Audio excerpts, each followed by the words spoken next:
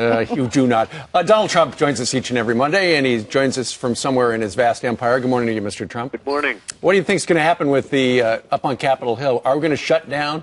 Well, it's a mess. It has happened before, but probably never to this extent.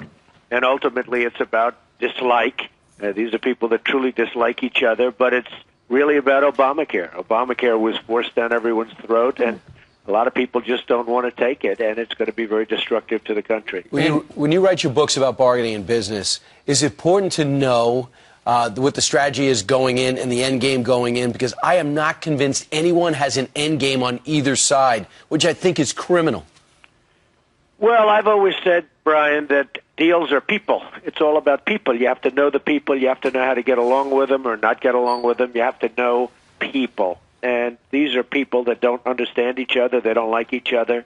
They don't want to give anybody a victory, even if it's good for the country. And it's a real problem. But Obamacare is causing tremendous, it was rammed down everyone's throat. You had two Democratic houses. You had a group of people that didn't want it. You had the Democrats that didn't want it. It was rammed down their throat. Sure. And it made it barely, even with strong Democratic, fairly strong majorities.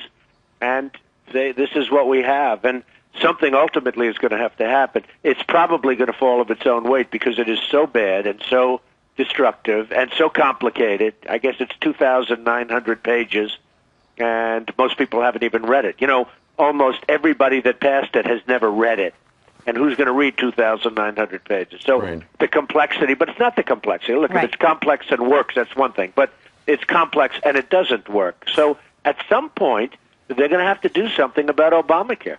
But who's going to take the blame, Don? I mean, in the boardroom here, who's getting fired? Who's going to bear the brunt of the responsibility if indeed there is a shutdown of our government? Well, if you say who gets fired, it always has to be the top. I mean, problems start from the top, and they have to get solved from the top. And the president's the leader, and he's got to get everybody in a room, and he's got to lead. And he doesn't do that. He doesn't like doing that. That's not his strength. And that's why you have this horrible situation going on in Washington. It's a very, very bad thing, and it's very embarrassing worldwide. I mean, we had Syria last week. We have now Iran acting like they love us, but all they're doing is buying time, and we're playing along with the game. It's an amazing That's your thing. conclusion? You're not believing that they've seen the light and the sanctions are killing them? No, I think they think we're not too smart, and they've seen what's been happening in this country for the last number of years. And I think, when I watch him making all these wonderful statements, and yet he doesn't want to show up and shake a hand. It's sort of interesting. But no, I think that they're just biding time and playing for more time. Sure. And eventually there's not much that anybody's going to be able to do.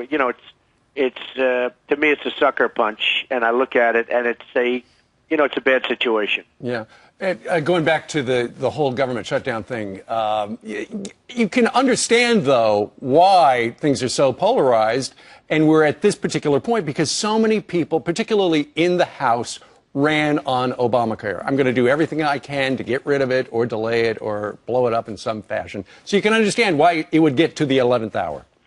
Well, the interesting thing, I know people in both parties very well, and over the years I've gotten along with a lot of people in both parties, but the Democrats don't want Obamacare. The Democrats know it's not working. Yeah, but they can't say that on TV. No, they can't, and they have to stay with their party, but a lot of them don't want it. And, one of the things that some of these votes are going to do is Democrats are going to have to vote again, which is not what they want to be doing, again, for Obamacare, and they're going to be losing elections because of it. But it also brings me back to strategy. Why not pressure the 5 Democratic senators in red states that are going to be lucky to win the next election? Hit those districts with ads. Have somebody join Joe Manchin out of West Virginia on the Democratic side to come forward and go, listen, I'm not happy with a lot of elements here. Let's conference, like Senator Rand Paul brought up. Let's get together because, hey, Mr. President, I'm about to come out against you, and this could be the beginning of a waterfall. A strategy to bring them forward would have been much more encouraging if you're a Republican.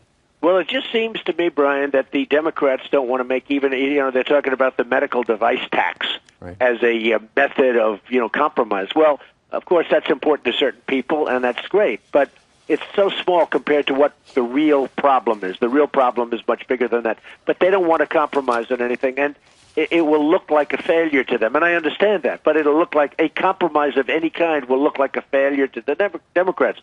So it's really cast in stone. It could be a mess, and it could be longer than people think.